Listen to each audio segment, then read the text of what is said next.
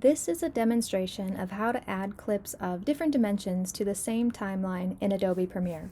Right here I have a variety of media, it's different dimensions, video clips of different sizes, a photo, and also a vertical clip.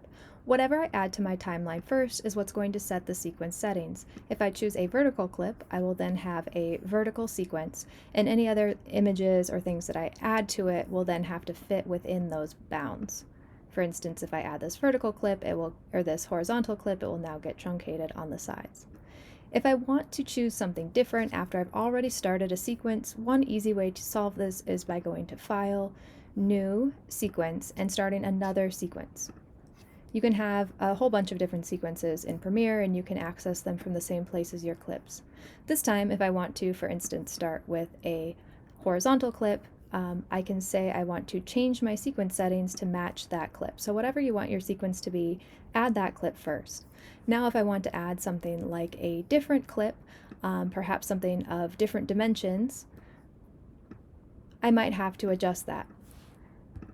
This one, if you ever need to adjust one of your clips just to fit, you can say scale to frame size and see what happens. These ones are the same, so nothing changed. Let's see if I add something like a vertical clip. Now when I add that, my vertical clip is a little bit cut off, and I could go ahead and adjust that and say that I want to scale it to the frame size so that I can see the whole thing. Let's say that instead of seeing the whole thing, I wanted to be able to cover up the entire space. I'm going to go ahead and add this image.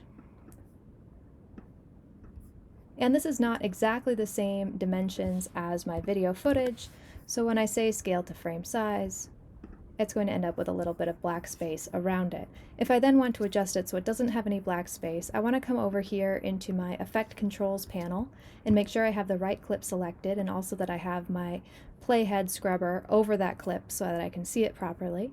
And then I can change the scale here by either dragging or changing that number, and I can adjust the scale of my image so that it cuts off that black space and fills the entire portion of my sequence.